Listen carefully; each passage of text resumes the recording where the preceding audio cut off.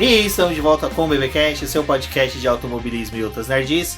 No episódio de hoje vamos falar sobre o GP da Hungria, aquele realizado num kartódromo que dessa vez foi mais emocionante que a etapa anterior na Estíria. Olá amigos, sejam bem-vindos a mais este podcast. E bom, não tem mais como a Ferrari decepcionar a gente. Isso mesmo, mais decepcionado que os fãs da Ferrari, acredito que são os haters do Lewis Hamilton, que cada vez mais vê ele se distanciando aí, não no campeonato, mas só que na questão de ser um piloto de ponta, um piloto espetacular. Vimos hoje aí mais uma atuação exímia dele e vamos falar disso e muito mais sobre o que vimos no GP da Hungria. Bom, confira a nossa campanha lá no Apoie-se, incentive e auxilie no crescimento deste programa e do nosso site. Confira o link que vai estar no post deste programa.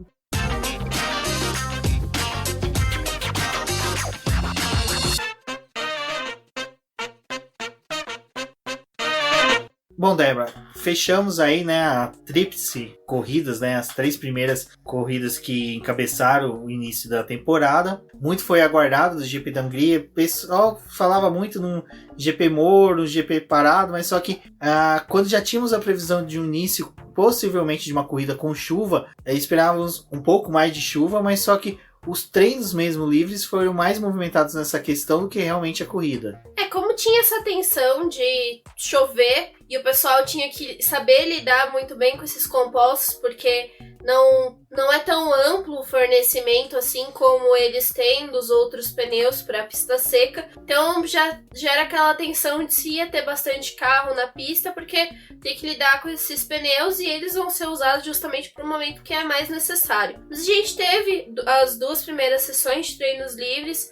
Elas ocorreram de forma normal, mas a gente teve o problema lá do Pierre Gasly, que foi um problema que acabou ocorrendo por todo o final de semana. Ele teve problema lá com a unidade de potência. Aliás, já é um problema que está sendo recorrente desde a primeira corrida, e agora acho que ficou mais nítido esse problema que eles estão enfrentando. E eles tiveram esse problema, o Gasly ficou fora da primeira sessão, mas os demais pilotos acabaram fazendo as suas voltas e adquirindo quilometragem e também trabalhando muito na parte da classificação, porque como fica aquela tensão se ia realmente ter as outras sessões, se eles iam ser prejudicados de alguma forma com a chuva. Então o tempo que eles tiveram de pista seca foi bem utilizado. Mas lá no TL2 essa chuva apareceu, e quando é aquele período que eles acabam dedicando mais à simulação de corrida, a gente acabou não vendo isso, porque justamente estava chovendo. Teve muita gente que precisou ficar nos boxes até por medo de bater e ocorrer algum problema com o carro, não ter como alinhar o carro da melhor forma possível. Então essa segunda sessão foi mais parado, mas o Gasly, que tinha tido problema lá no começo, pôde dar algumas voltas para poder verificar o carro e ficou mais nisso.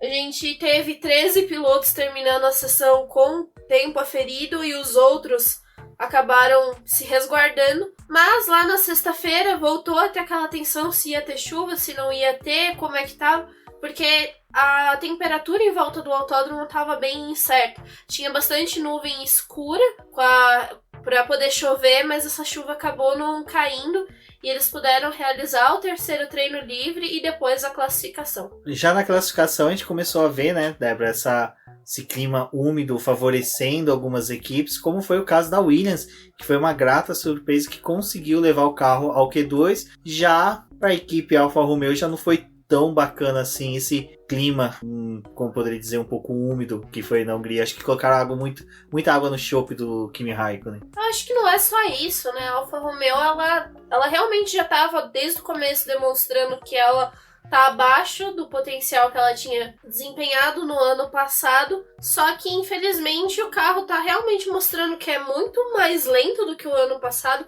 não tem esse potencial de disputar boas posições, e ela parece estar tomando o lugar que era da Williams, né, de última colocada do campeonato. Então tá bem crítico. Se esperava que talvez eles pudessem ter um bom desenvolvimento na pista, acho que seguindo o mesmo princípio do que era aplicado para a própria Ferrari, né? Não é um carro que tem um motor muito bom, mas poderia se valer da aerodinâmica e dos outros componentes para poder se dar bem no circuito. E não foi isso que aconteceu com a Alfa Romeo. E nisso Kimi Raikkonen, né, acabou ficando com a última posição. Acho que foi bem decepcionante. Porque foi a primeira vez que o Kimi Raikkonen na carreira dele largou da última colocação. Então um piloto aí que já tá para bater o recorde de GPs do Rubinho Barrichello. Ter essa efeméride nessa temporada não é tão bom. Mas, como dito, né, o desempenho do George Russell foi, acho que o que tomou conta das conversas do pós, né, treino classificatório. Porque a própria Claire Williams falou durante a semana que ela esperava muito mais de Hockenheim. Principalmente que o carro ano passado... Hungaroring, porque Hockenheim seria legal se estivesse no calendário, né? Mas enfim, Hungaroring, porque o carro teve um bom desempenho ano passado, né?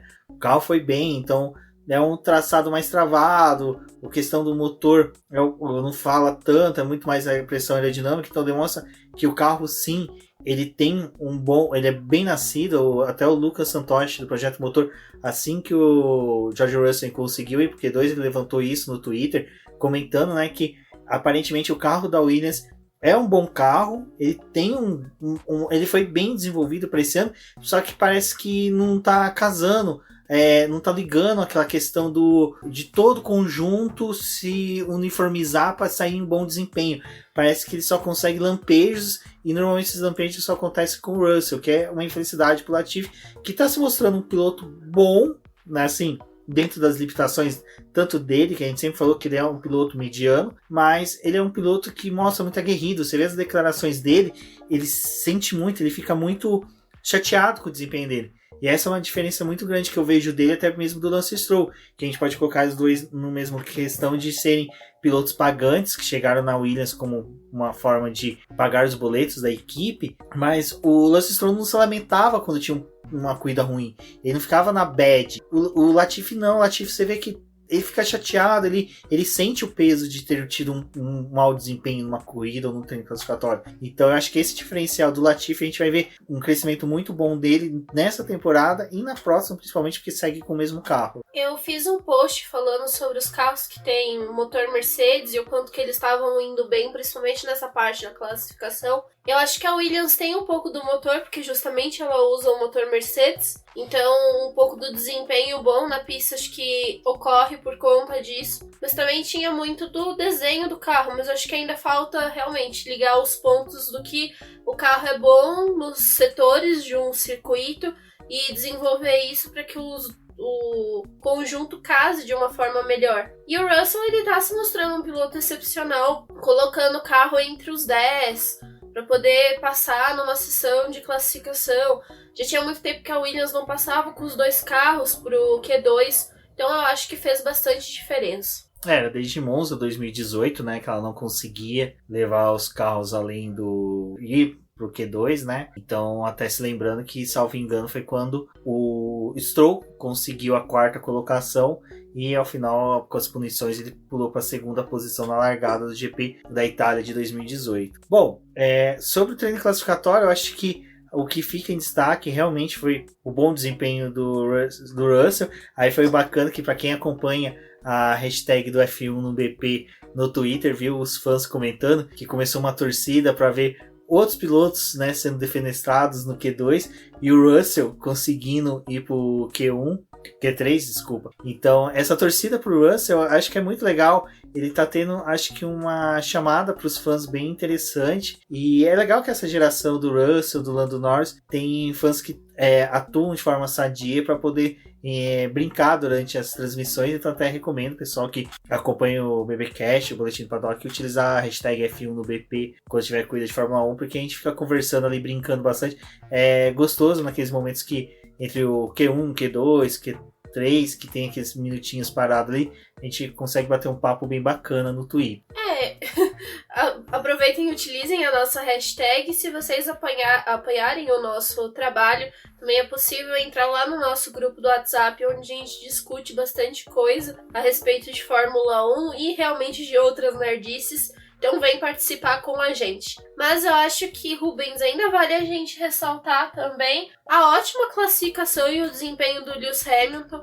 Eu acho que é um piloto que talvez a gente evite às vezes ficar falando tanto do quanto ele é maravilhoso, quanto o trabalho dele é excepcional, mas eu acho que é difícil de você não falar, ainda mais com os números que o cara tem e as coisas que ele faz. Nessa classificação, ele voltou a repetir o que ele tinha feito lá na Estíria, né? 2 voltas boas durante a classificação. Ele bateu o recorde da pista de novo, com 1:13.447.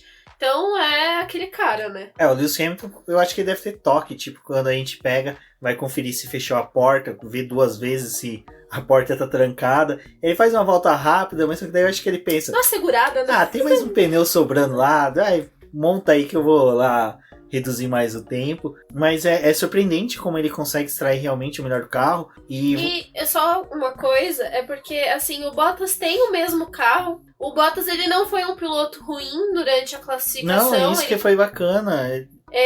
A diferença dele pro Hamilton foi pequena, mas é justamente aquilo, né? O Hamilton teve algo a mais que ele conseguiu fazer na volta que originou essa volta. Isso a gente vai comentar de novo quando ele falar da volta mais rápida da corrida, mas é o que você falou, até mesmo você vê que os 4 primeiros tinham o mesmo carro, né? Porque a Racing Point também colocou o Stroll em 3º lugar e o Pérez na 4ª colocação. Foi um excelente treino classificatório do Lance Stroll. Eu acho que eu vou cometer um erro agora, não me recordo se eu estava conversando com o o Maicon do Amigos Gearheads esses dias, de que o Lance Stroll ele era ruim de classificação, né? Ele estava muito ruim nas últimas etapas e agora ele conseguiu evoluir. Tomara que seja uma constante agora para ele, porque daí é bom que eu comece a morder a língua de tanto criticar ele, mas eu acho que críticas são construtivas e ele tá crescendo bastante na Fórmula 1.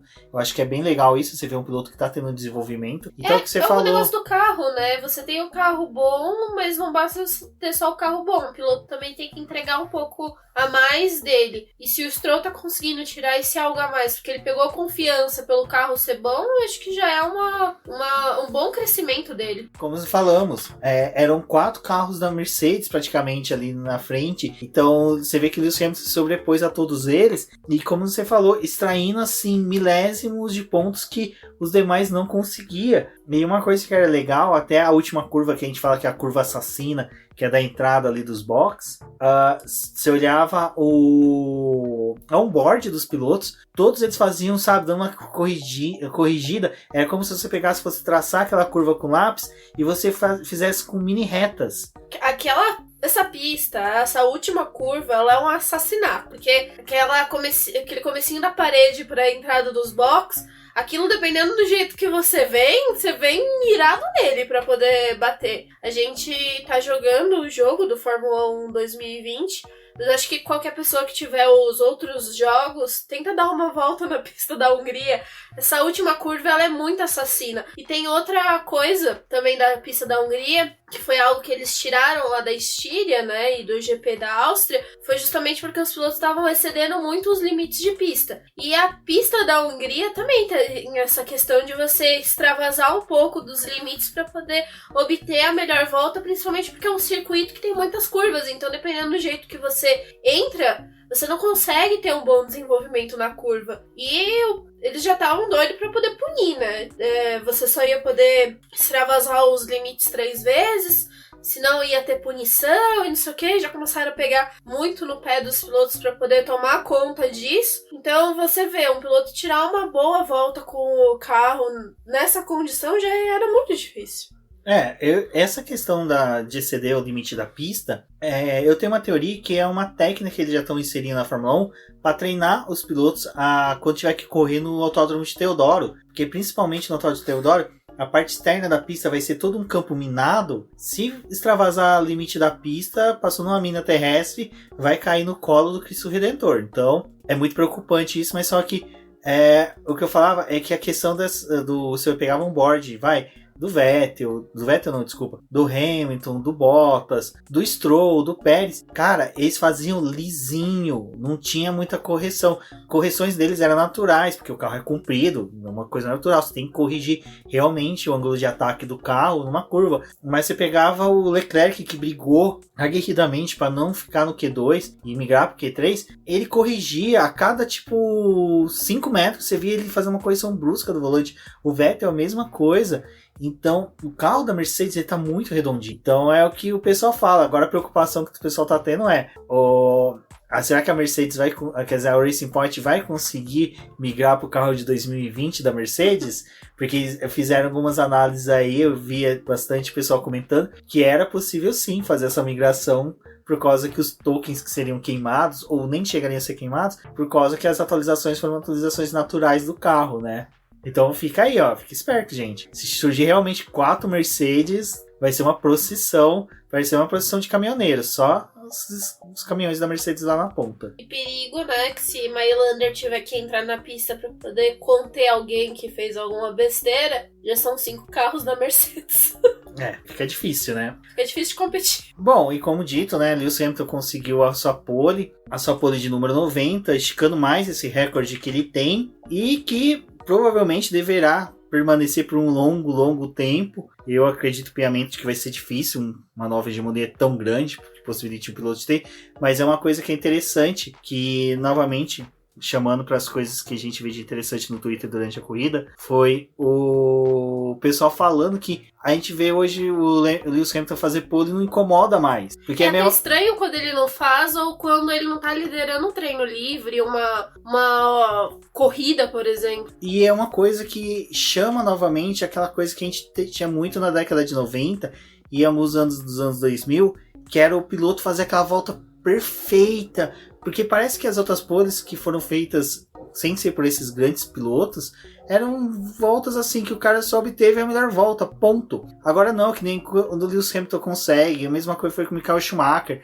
Eu lembro que o Barrichello, quando fazia voltas boas de pole, havia essa comoção também. E é legal que quando o Barrichello estava na Ferrari, foi quando começamos a ter acesso à internet, a gente vê até mesmo relatos de outros posts, até de sites internacionais, pessoal falando que eram voltas voadoras, eram voltas excelentes, e que não gera estranheza um domínio desse do piloto. Eu acho que outro piloto que a gente esperava que fosse quebrando recordes desse tipo era o próprio Sebastian Vettel, né? Era que o piloto esperado para poder ter um grande número de poles, um grande número de corridas com vitória. E, assim, ele tá com resultados dentro dos pilotos que são grandes. Ele tem 57 poles, né? Se você parar pra pensar, ele teve um domínio na Fórmula 1 só de 4 anos. Uhum. Não é algo tão ruim assim, 4 anos, 57 poles. Vai, tudo bem, teve algumas ali na Ferrari, mas só que na Ferrari a gente pode falar que tirou muito mais leite de pedra do que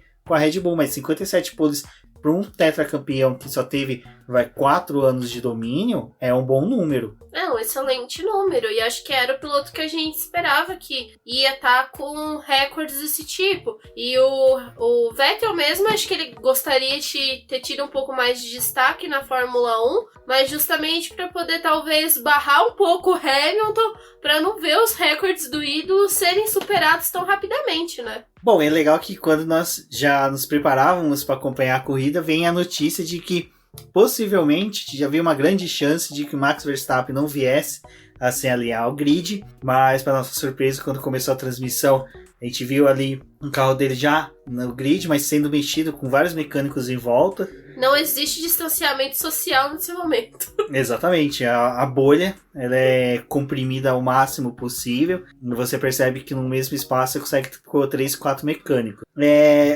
Assim, o que aconteceu com ele realmente é algo que não tem como. A pista estava numa situação bem diferente do que os pilotos esperavam acompanhar, porque ela não estava num molhado que era para pista, pneus de chuva extrema, então os pilotos foram se alinhar com o pneu intermediário, menos o Kevin Magnussen. Sobre isso a gente vai conversar daqui a pouco, mas o Verstappen acabou saindo da pista, bateu, quebrou a asa dianteira, deslocou a suspensão dianteira, conseguiu levar o carro até o colchete dele, e ali os mecânicos fizeram um trabalho primoroso de restauração do carro, né? Eu acho que merecia muito programa no Discovery Channel Turbo, mostrando esse restauro que os mecânicos da Red Bull fizeram no carro. Não, Não, e é engraçado porque às vezes quando tem uma batida, dependendo da batida que é, né, às vezes é justamente dessa parte da frente do carro, durante treino livre, eles passam praticamente o treino livre inteiro pra poder recuperar o carro. E antes da classificação, deu um gás que todo mundo consertou aquele carro rapidinho. Como diria o Sr. K, né, o poder do cagaço é muito grande. Foi legal que o carro acabou Oremos não ficando... para que não caguemos. O legal é que o carro não teve um desalinhamento, né? Não prejudicou a corrida do Verstappen, mas... Eu acho que até melhorou o carro do Verstappen, né? Vamos combinar, porque na classificação não tava tudo isso. O Albon pegou também trânsito lá com o pessoal, porque a pista tava cheia, mas acho que também tinha um pouco do carro que não tava 100%. E aí, milagrosamente, o carro da Red Bull transcendeu, né? Eu acho que foi uma coisa normal. Acho que a questão é que o Verstappen ele é um piloto que se destaca nas diversidades. Ele é um piloto muito bom, essa pista é muito boa. Nessa brincadeira que a gente faz que o Hungaroring é um kartódromo, o Verstappen ele é um piloto de Fórmula 1 que ele tem essa questão do kart nele. Você vê que na hora que a pista estava secando, ele conseguia buscar a parte molhada do carro, da pista, mas você não via que tipo, o carro sambava ou o carro se desalinhava. Não, o cara conseguia, sabe, buscar o melhor traçado sem prejudicar a corrida dele. O Verstappen tem ótimas corridas de quando ele larga lá do fundo, né? Então acho que ele tem essa característica de aproveitar momentos que são difíceis. E a largada dele foi maravilhosa. Exato. E falando em largada, né, nós tivemos ali o Lewis Hamilton simplesmente... Sumiu. Ele praticamente pegou um ossinho, jogou pra trás, falou, vocês que lutem, eu vou ficar dando volta rápida. Porque sumiu, foi praticamente motoboy, e nem os Hamilton foi o Papaléguas. Deu a largada e ele foi embora. E deixou os coiotes pra trás. Porque Valtteri Bottas, né, ele aparentemente ali deu uma... Parece que piscou muita luz ali na tela do volante dele. Ele não soube o que fazer. Até durante a transmissão, o Burt falou, né, que aparentemente ele largou de segunda marcha. O que não é algo normal se você não tem um carro que a primeira vive escapando. É difícil para um carro como uma Mercedes, mas ele acabou ali dando uma barriquelada na largada. Infelizmente, seria muito bacana. Eu acho que o Bottas disputando posição ali na frente, mais próximo do Hamilton. Acho que faltava isso na corrida, talvez o Hamilton tenha um adversário no seu retrovisor, não só os retardatários que ele ultrapassou. Mas acho que esse negócio do Bottas é porque depois teve toda a investigação para poder ver se ele tinha tido queima de largada, e falaram que não, porque o carro dele não chegou a acionar o sensor que detecta a queima de largada. Você tem que dar meia volta da roda, né, completa. E ele também teve toda aquela questão de ter perdido, né, várias posições, então não puniram ele. Mas a largada ali é porque assim, tipo, tem o carro do Hamilton saindo e o carro do Bottas parado e o carro do Bottas sendo engolido por todo mundo. Acho que aquilo ali deve dar uma sensação de desespero. E o contraste da imagem é muito bacana, porque são dois carros pretos que tipo fecham a imagem, aí de repente você vê vários carros coloridos surgindo de trás do Bottas, você vê uma McLaren já escapando. E o legal da largada de Hungaroring, que a pista pro muro é um asfalto liso, então os pilotos conseguem absorver aquilo ali para poder fazer a largada. E uma coisa que é muito claro, assim, que o pessoal fala, que pra você ter uma corrida no Hungaroring bem, não é só a questão de você se classificar, mas é você sobreviver à primeira curva. Porque se você sobreviveu à primeira curva, as outras você consegue administrar. Mas a primeira curva, ela é fatal ali nesse circuito. Ela é muito fechada, eles vêm no embalo dessa reta, já freando todo mundo junto, e ali tava os carros tudo sendo engolidos. Acho que poderia o Bottas talvez ter tido um acidente, né, que tivesse tirado ele da corrida, porque ele foi justamente engolido por todo mundo. E outra questão que foi interessante é que o Sérgio Pérez, que foi um piloto muito ovacionado, o pessoal levantou muito essa questão, né, de como ele é um bom piloto, principalmente depois do rumor de Sebastian Vettel vir ocupar a vaga dele na Racing Point. A transmissão do Sport TV no treino classificatório colocou aquele videozinho que mostra o Sérgio Pérez. É até legal que ele fala, né, que ele, assim como o Lewis Hamilton, é um piloto que venera, gosta do Ayrton Senna, que viu o Ayrton Senna vencer, que pra ele é o melhor piloto de todos os tempos.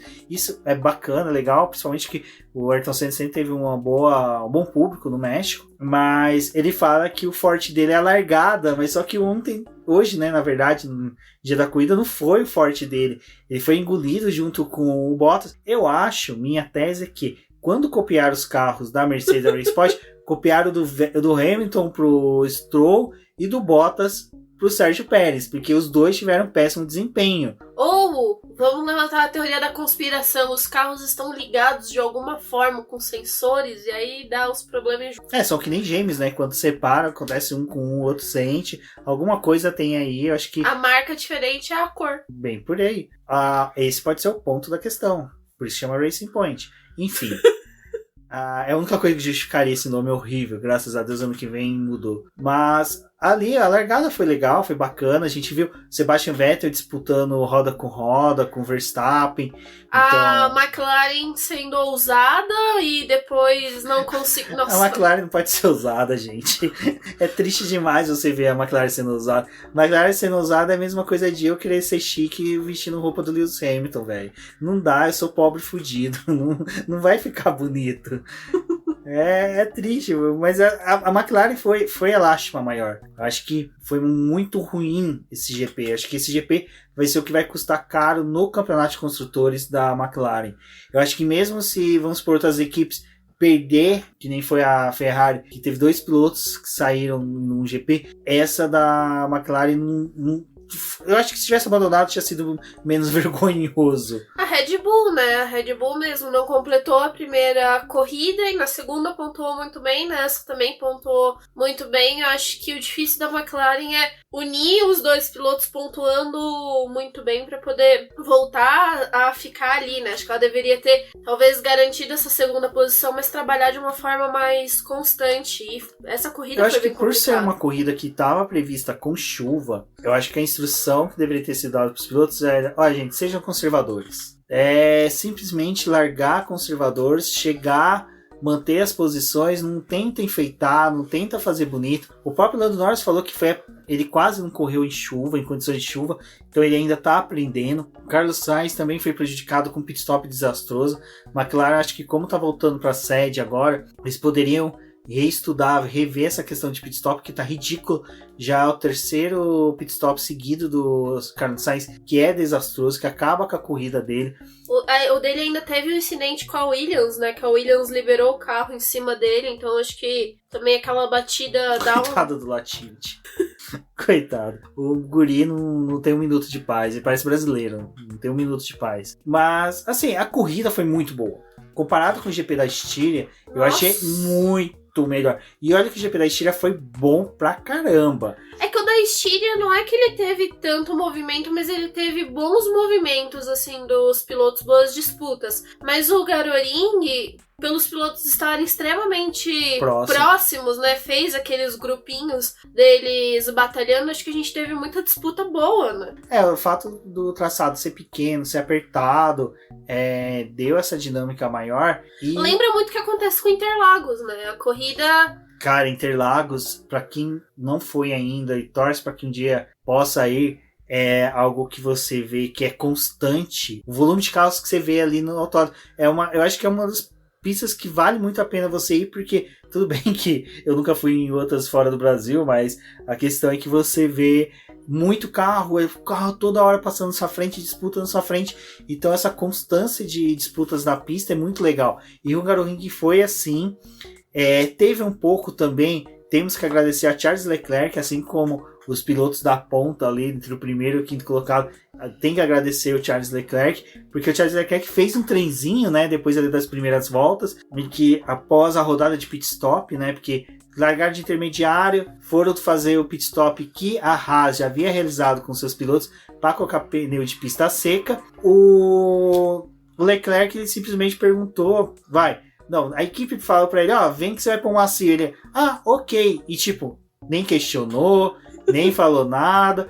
Já com o Sebastian Vettel, né, Débora? Quando falaram, vem que a gente vai pôr pneu macio. Ele falou, quero não. Eu tô querendo um médiozinho aí, porque de macio eu não vou. Tem certeza, Vettel? Tenho. Vou de médio.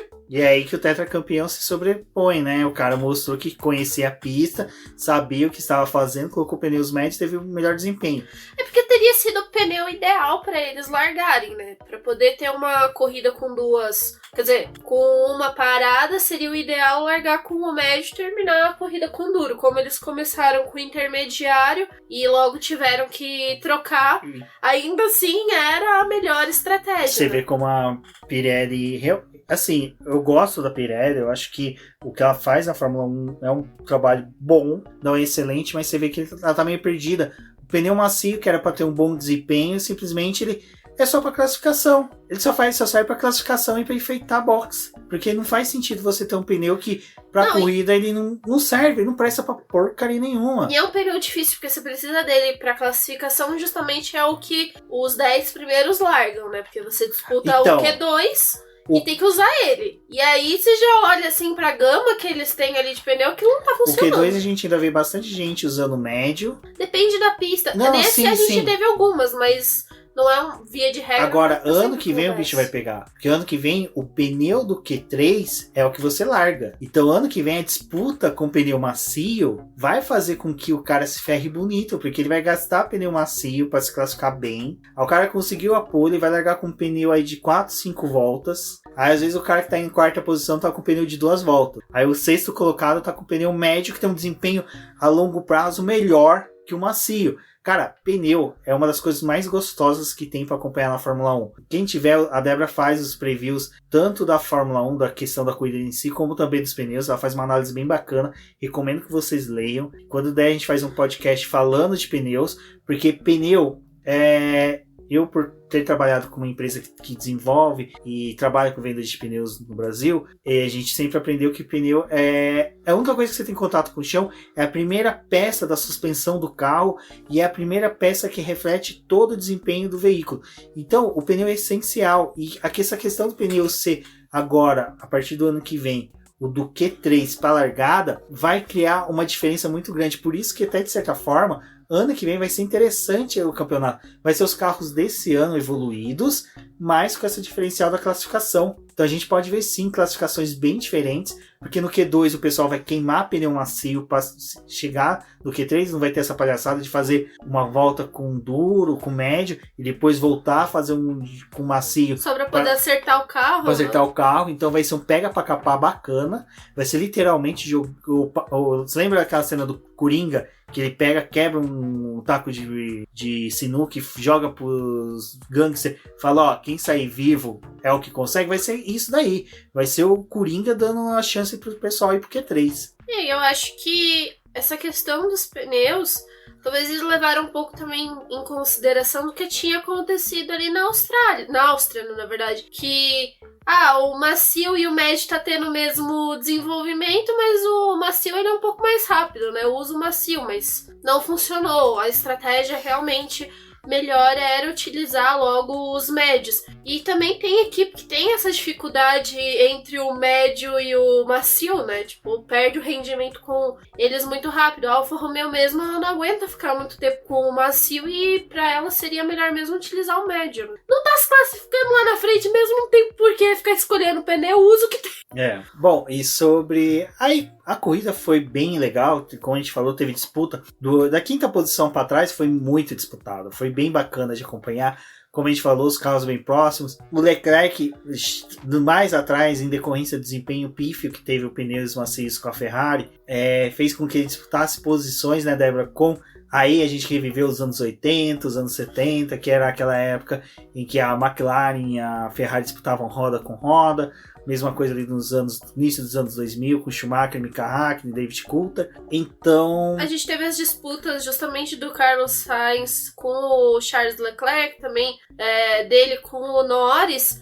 Teve aquela que o Leclerc quase encheu o carro da McLaren, que os dois estavam bem pertinho. e ele indo pra parte molhada do circuito tava se arriscando, né? Porque justamente com pneu de pista seca passando na água já é mais complicado, mas a gente teve ótimas disputas. Essa disputa Ferrari e McLaren foi muito boa. E o mais engraçado é que foram todas disputas leais, né? A gente não teve nenhum incidente. Teve só aquele toquezinho do álbum com o Magnussen, ou Grosjean, não me recordo agora. Eu lembro que era uma das Haas, que felizmente não aconteceu nada de grave, mas só que assim, por um circuito travado, muito próximo, realmente não foi tão... Circuito de difícil ultrapassagem, cheio de curva, não é fácil realmente de ultrapassar. E é aquela coisa, você tem que negociar com a pessoa que você tá tentando ultrapassar, né? Pra você obter a posição. E ninguém vai querer entregar, né? E agora falando da Haas, né? Como a gente falou, o Kevin Magnussen foi alinhar com o pneu de chuva extrema. Eu já achei estranho, falei, ele tá muito otimista que vai cair a chuva. Talvez, não sei, os americanos tenham sequestrado uns 2 ou 3 índios Cherokees e forçado eles a fazer dança da chuva, para entender, para que pudesse ter uma chuva extrema. Mas os Yankees parece que haviam errado a escolha do pneu do Magnussen e chamaram eles para os boxes para trocar. Aí foi cuspir para cima, dar um tiro no pé. Por quê? A equipe não pode dar instrução, ficou... Porque, eu não sei se vocês se recordam, algumas temporadas para trás, quando o piloto dava uma volta, que ele percebia o carro, eles pediam instruções para a questão da embreagem, regular a embreagem para a largada. Isso deu muita discussão, tudo, e decidiram que a equipe não poderia mais instruir o piloto de forma direta durante a corrida, sempre assim, falando, olha, faz isso, só muda isso e aquilo, mas só que não de uma forma mais completa e dinâmica. Mude o mapa do motor, mas não fala, tipo, aperta tal botão que você vai ter o resultado, sabe? Tipo, eles também trabalham com códigos, então o piloto tem que estar um pouco ligado no que é pra ele fazer, mas ele tem que se virar. Pra quem não se lembra, aquela corrida do GP do Azerbaijão que o Lewis Hamilton bateu, porque ele não entendia o que mexer no volante em 2016, que eu acho que ali em 2016 foi aquela mudança que ele teve, de ele não ser um piloto que... Ele falava que não queria saber o que tinha que fazer no volante, não queria saber como ligar o MP3 Player do volante, ligar o Bluetooth. Ele queria simplesmente dirigir. E a partir daí, tiraram essas orientações, não pode mais orientar. E ficou mais estrito o seguinte, antes da largada, a equipe não pode de forma alguma instruir os pilotos. Mas essa questão da Haas eles instruíram os pilotos a trocar os pneus. Isso não era para eles fazerem. E eles foram para os boxes, colocaram os pneus de faixa média, os médios, né? Faixa amarela. Quando começou a corrida, eles largaram então lá dos boxes, que eles fizeram um pit stop, largaram, só que não contava como parada, porque é como se eles tivessem largado com aquele pneu. Depois da corrida teve a discussão se eles tiveram auxílio ou não. Realmente foi constatado que eles tiveram auxílio. E aí eles foram punidos com os 10 segundos. Mas o Magnussen não foi assim tão ruim, porque ele caiu de 9º para 10º. Então, pro Carlos Sainz foi bom, porque ele subiu uma posição. Mas, assim, era um final de semana bom da Haas. É aquela coisa... Para quem acompanhou o final de semana do GP da Hungria, viu que o Grosjean levantou a possibilidade, até a Débora fez um post comentando sobre isso, de que a Haas não permaneceria na categoria. E isso é preocupante. Eu sou uma das pessoas que defende muito a permanência da Haas como uma forma de atrair outras equipes de outras categorias, como uma forma de trazer, aumentar o grid. A Haas, todos os anos dela de permanência na Fórmula 1 foi muito questionando a posição dela do campeonato anterior. E eles sempre tiveram a vontade de estar mais à frente, mas eles não conseguem esse desenvolvimento. Tanto que eles começaram a regredir, né, nos últimos anos. Então, esse campeonato poderia dizer se eles iriam ficar ou não na categoria. E aí, toda essa semana começou esse burburinho do Vettel ir para Aston Martin, do Sérgio Pérez sair e provavelmente ir para Haas. Ficou todo esse questionamento. E o Grosjean falou, a gente nem sabe se a gente vai estar no grid ano que vem. A Haas não assinou nenhum contrato com a Fórmula 1 de permanência. Talvez ela nem fique, talvez a gente nem tenha contrato para poder permanecer na categoria. Então, por que vocês estão questionando isso? Tudo bem, todas as equipes ainda não têm um contrato com a Fórmula 1, mas para a Haas eu acho que é algo mais crítico justamente por esse desenvolvimento dela no campeonato. Até pouco tempo, né? Até acho que a última corrida a gente não tinha muita perspectiva de como que ia ser o campeonato dela. Então talvez ter 2 pontos fosse algo muito bom. Mas aí eles acabaram punindo, então, né, perderam, ficaram só com 1 pontinho por enquanto. Seguindo nos destaques da corrida, eu acho que um destaque que é muito bom, e eu já vinha comentando sobre isso, foi do Lance Stroll, que ele foi muito consistente durante a corrida, permaneceu ali disputando entre as primeiras colocações, tinha uma grande chance de ir ao pódio, até a Débora se irritou comigo durante a transmissão, eu ficava torcendo para ter um encontro entre o Bottas e o Verstappen, para dar um pódio pro Stroll, pro Albon, pro Stroll e pro Vettel, só para dar uma diversidade ali no pódio de pilotos e de equipe. Mas ao final o piloto correu bem, foi bem interessante a corrida dele. É lógico, é uma evolução nítida de um piloto que já está há bastante tempo na categoria, e torcemos aí para que ele permaneça nessa crescente, porque é aquela coisa, né? A gente pode não gostar, a gente pode ser um pouco ríspido com o piloto, mas torcer para que ele evolua, para que a competitividade na categoria seja grande. Outro piloto também que teve um desempenho muito grande foi o Verstappen, como a gente falou, que tanto na classificação conseguiu um desempenho bom dentro daquilo que o carro tinha, mas após a batida o carro dele parece que teve uma metamorfose ali e conseguiu uma corrida excelente. Deram Red Bull lá pro motorzinho dele, Red Bull te dá asas, aí ele foi bem. E tivemos os 2 pilotos da Mercedes, né? Lewis Hamilton chegando à sua 8ª vitória no GP de Hungaroring, GP da Hungria em Hungaroring, empatando com o Michael Schumacher em número de vitórias no mesmo GP. Possivelmente existe uma grande chance aí dele repetir o feito de bater esse recorde novamente, né, na segunda etapa na Inglaterra, já que o circuito inglês é uma pista que o Lewis Hamilton gosta muito, ele tem um bom desempenho lá, então o retrospecto dele é bom, vai ser interessante a gente acompanhar isso. Mas os 2 pilotos da Mercedes foram aquilo, eles levaram o carro para casa. Infelizmente o Valtteri Bottas não conseguiu chegar em segundo lugar, e apesar da estratégia que a Mercedes traçou para ele ali, aparentemente dava a entender que ele conseguiria isso, mas só que faltou exatamente aquela diferençazinha pequenininha, aquela água com gás que ele não toma, de diferente do Lewis Hamilton, porque ele não conseguiu replicar o que o Lewis Hamilton fez o ano passado. E o que falar também, né, do Hamilton dando volta no 6º colocado da corrida. Tipo, ele tava praticamente não correndo sozinho, porque ele pegou os retardatários justamente na pista. Mas, poxa, cara, o cara já tava com uma ótima volta, já tinha feito a pole e tava dando volta nos outros. Ele tava dando volta, tudo bem, né, que dar volta na Ferrari não é lá muito difícil esse ano, mas tava dando volta. Não, o Lewis Hamilton, assim, ele pelo menos pode falar que o DRS ele usa às vezes, né, porque até para ultrapassar retardatário ele tava usando o DRS, mas foi surpreendente, porque assim, foi uma sequência dele ultrapassar retardatário muito grande, teve acho que umas 4, 5 voltas seguidas, que ele passava 2, 3 retardatários, e assim, não era só passar, ele passava e distanciava, então tava uma coisa assim, um carro de outro mundo, com um piloto de outro mundo, foi algo surpreendente, e como a gente falou, numa pista curta, e com muito traçado travado, foi bem legal. Eu queria ver muito Lewis Hamilton e essa Mercedes daquele circuito meio ovalado que eles querem fazer no Bahrein, que vai ser um circuito de alta, praticamente pé embaixo o tempo todo, com curvas um pouco fechadas, assim, curvas de baixo, mas só que, cara, seria lindo demais esse traçado com essas Mercedes, com essas Racing Point, até mesmo o carro da Ferrari, que parece que gosta de uma retinha quando bem trabalhada. Mas só que o problema dela realmente é a retomada de velocidade e de saída de curva, que você via que o Leclerc, quando tentava ultrapassar o Sainz, na curva, na reta, chegava próximo, mas só que na saída de curva, a retomada não era lá grande coisa. E voltando ainda pro Bottas, justamente essa... Ele tem o melhor carro também, porque o Hamilton tá com o melhor carro, mas ele não tira o proveito do equipamento e não conseguiu fazer o que o Hamilton fez no ano passado. No ano passado, o Verstappen tava na liderança, o Hamilton justamente trocou o pneu para poder correr atrás dessa vitória, e ele foi tirando muito rápido o tempo até ele conseguir ultrapassar o Verstappen. Tentaram fazer o mesmo com o Bottas, não funcionou, e ainda a equipe, né, ficou aquela conversa com o Hamilton. Você não quer vir pra cá tentar a volta mais rápida da corrida, não? Ele, não, muito arriscado. Quer saber, eu vou. Vou tirar esse ponto do Bottas, tchau.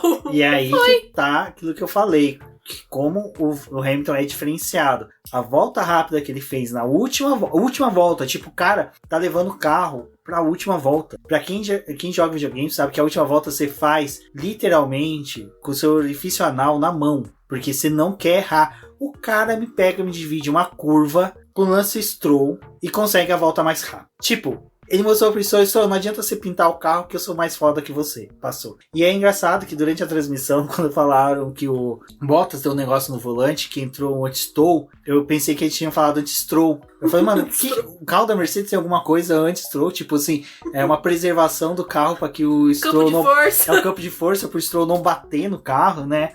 Mas enfim. Bom, a corrida foi sensacional. Voltamos a ter pódio, não da forma que era anterior, mas foi bem legal. Infelizmente tivemos o cancelamento das bandeiras, que foi algo que nós gostamos muito que aconteceu lá na Estíria. E a corrida foi surpreendente, como a gente falou. Mas aí vem agora um bate-papo que eu e a Débora...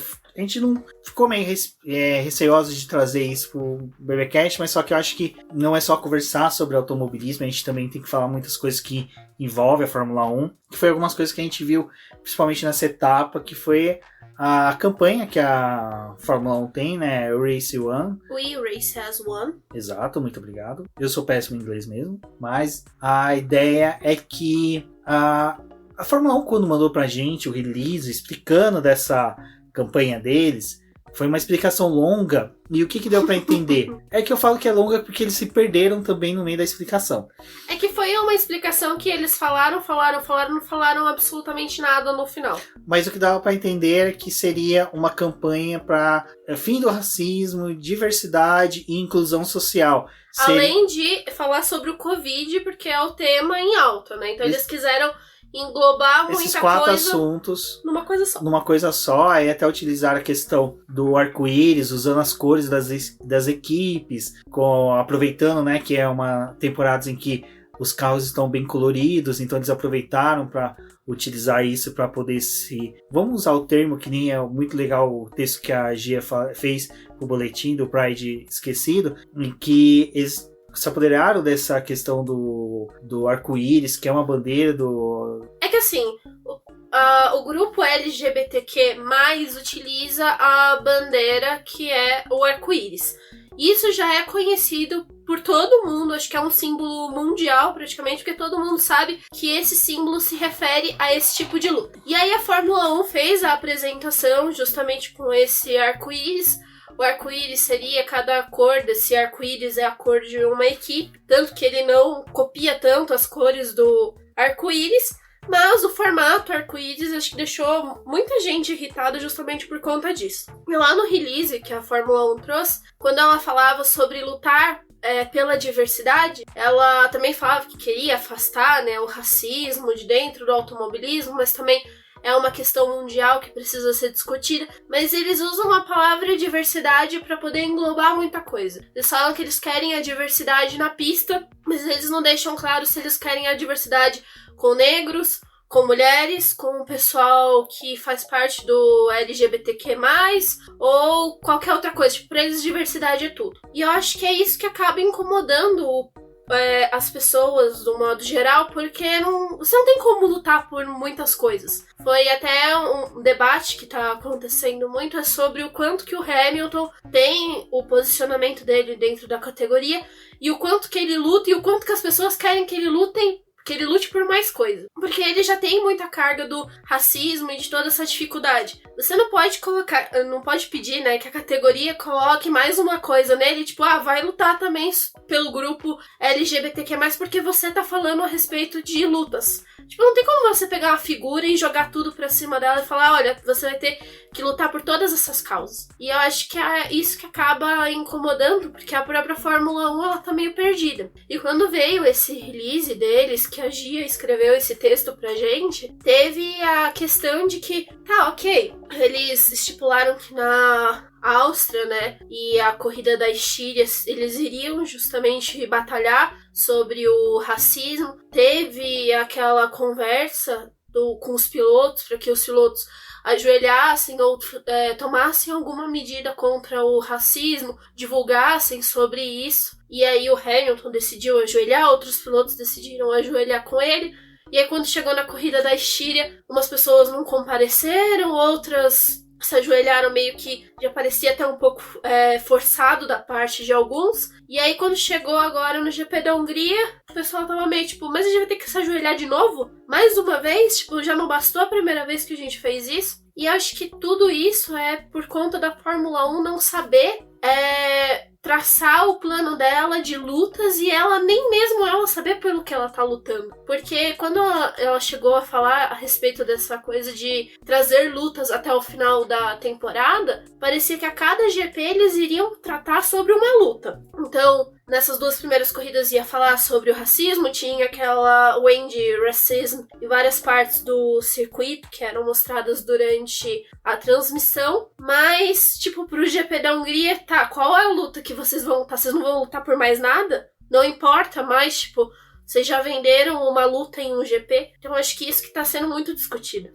Principalmente na Hungria, se esperava muito, eu principalmente esperava muito, porque o GP húngaro, ele foi o primeiro GP que Bernie Ecclestone conseguiu furar a cortina de ferro do comunismo, né, da União Soviética ainda, em 86, quando a Fórmula 1 foi para a Hungria, foi até uma conquista junto com os organizadores do GP do Brasil, que se juntaram com o governo húngaro e com o Bernie Ecclestone para a realização daquele GP, o Bernie Ecclestone eles conseguiram fechar a cortina de ferro, que era um país comunista, que era um país em que essas questões raciais, essas questões de homossexuais eram bem delicadas de se tratar. A gente sabe que o período da União Soviética, a própria União Soviética, ela tinha pautas que eram contra minorias.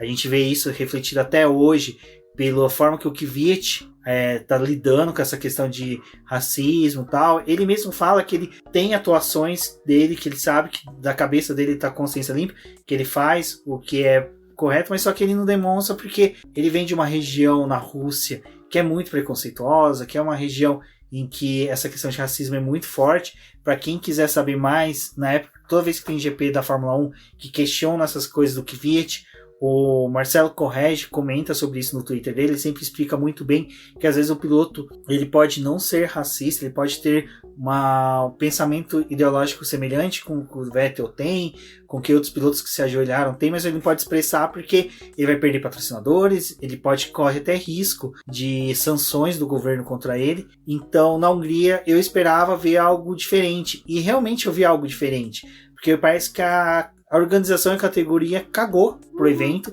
porque simplesmente na hora que... Primeiro que eles não fizeram aquela manifestação na pista, foi ali abaixo da onde que seria o pódio, e só o Hamilton se ajoelhou, os demais pilotos ficaram olhando assim pro lado pro outro. O Vettel se manifestou, e isso é algo legal, que a gente até tá brincando que a amizade dos dois é legal, porque até o próprio Lewis Hamilton reconheceu que o Vettel é o único piloto que tá com ele, tá apoiando ele, conversa com ele, manda mensagem. Putz, deve ser uma coisa muito sensacional esses dois fora ali da pista. Então, e realmente começa a ficar questionável se toda a etapa vai ser pelo fim do racismo, sendo que a Fórmula 1 apresentou uma pauta de discussões sobre diversidades, questões de diferença sexual, de questões de desigualdade social, que é uma coisa que até o Lewis Hamilton mesmo já apresentou na pauta dele, que daí sim é algo que você pode chamar o Lewis Hamilton para falar, para conversar, que eu acho que tem pilotos ali na categoria também que não são pessoas que veio de origem rica, tipo, não são pilotos abastados.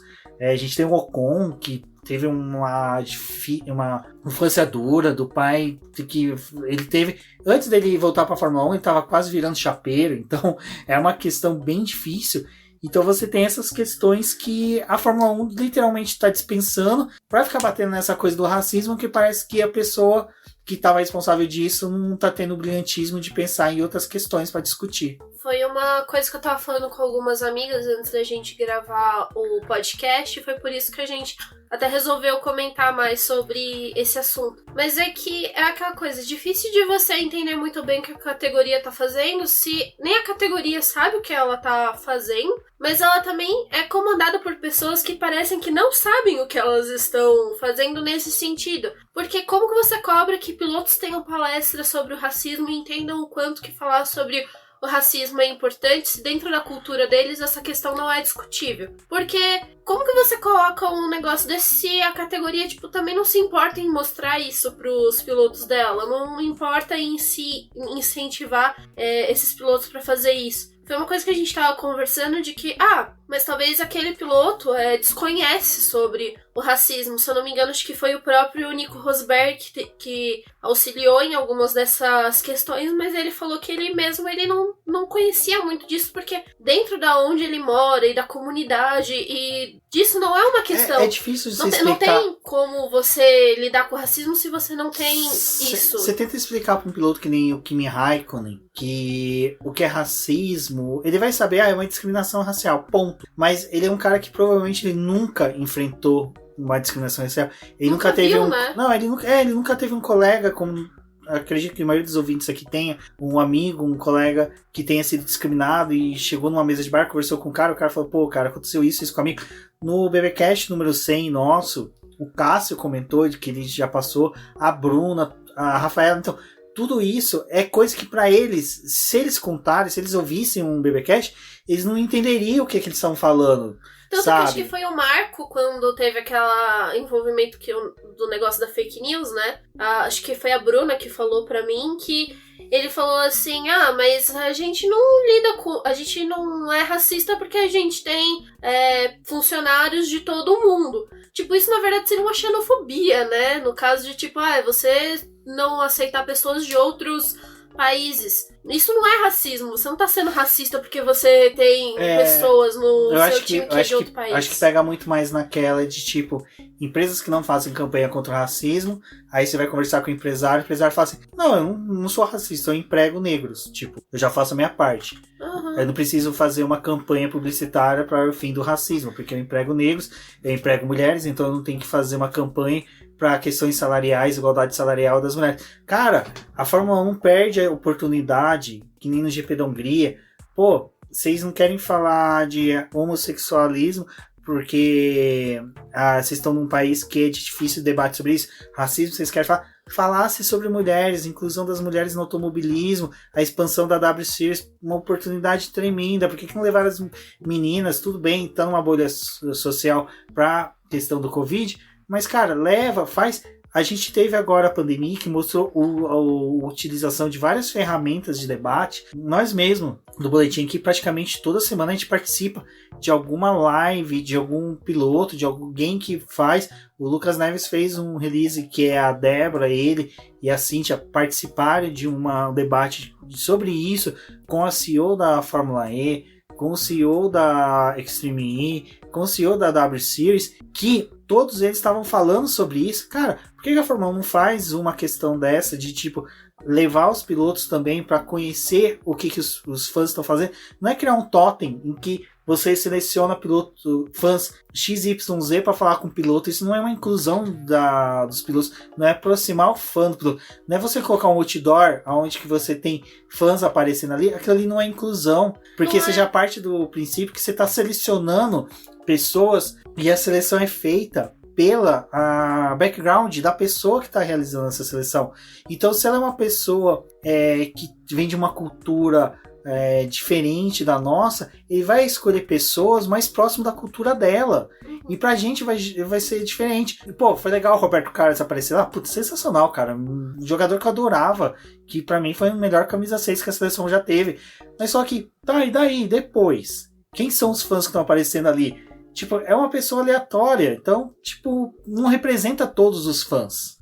Uma das questões que eu acho que eu tava otimista até ter essa corrida e agora eu percebi que dane-se, acho que não vai ter nada além disso, foi que quando eles falaram, vamos correr justamente com essa bandeira, vamos correr por todos, parece que nem todos estão correndo por todos ali realmente, porque não se importam, porque eu acho que realmente não sabem da importância que essas causas têm, mas eu acho que quando eu vi essa bandeira eu pensei, putz, esses países da Arábia, né? Esses países que são mais fechados, que tem essa cultura de não aceitar o pessoal LGBTQ e também não aceitar direito as mulheres. Eu pensei, nossa, eles poderiam usar essa bandeira, né? Justamente para poder falar disso nesses países, para poder tratar melhor sobre isso, para poder, como a força que a Fórmula 1 tem de ser um campeonato mundial, de ser reconhecido dessa forma, poderia tratar dessas questões. Tudo bem, talvez não vai mudar a cultura do país, Talvez não vai realmente quebrar alguma coisa ali logo de cara, mas acho que é uma coisa que a Gia fala e que é muito importante. Não é só você promover a mudança no mundo inteiro, mas é você fazer com que os fãs que estão dentro dessas questões se sintam abraçados e não sintam tanto medo de ir para um autódromo, não sintam medo dentro da comunidade de serem justamente deixados de lado pelas escolhas, justamente tratar de um jeito com que essas pessoas se sintam acolhidas e respeitadas pela própria categoria. Não é só usar um slogan bonitinho ou um adesivo e achar que tudo isso vai mudar o mundo se você realmente não usar o poder que você tem para poder atuar dentro dos países, dentro de uma comunidade que precisa de ajuda e do auxílio. Porque é uma coisa que a gente fala, se algum piloto ali se assumir dentro desse quadro LGBTQ, quanto que dessa comunidade que acompanha a Fórmula 1 vai realmente apoiar o cara? E quanto desses pilotos que correm hoje entendem a importância da causa do racismo? Muitos não entendem e a categoria parece que não tá nem aí. Lembrando que não cabe só a categoria fazer, né? As equipes e pilotos também podem, espero, com o retorno, acho que para as fábricas agora que vai ter, eles pensem melhor sobre isso e atuem melhor, porque é um crescimento natural, é um crescimento que todas as categorias a gente vê que tá fazendo suas partes. Principalmente a NASCAR que mais fez, até mesmo com essa questão de racismo, mas também tem outras causas também que precisam dar atenção. O Hamilton voltou a falar sobre esse assunto, falando das equipes, né, também não terem tomado nenhuma atitude. Eu acho que a única que olhou para o próprio umbigo foi a Mercedes, que viu que ela não tem tantos funcionários negros, que viu que ela também precisa melhorar o quadro deles com mulheres dentro da equipe, e eles se proporam a realmente fazer um plano para poder mudar, para poder auxiliar as pessoas, justamente no que a gente fala que é uma base, né, dar auxílio nessa questão de escolher o curso, escolher uma profissão, para poder atuar dentro da categoria e levar mais pessoas para a equipe. Enquanto as outras, acho que não fizeram nenhum balanço, não se preocuparam se elas precisam ter mais pessoas que são negras, que são mulheres dentro da sua equipe, porque talvez elas acham que o fato de você contratar pilotos não,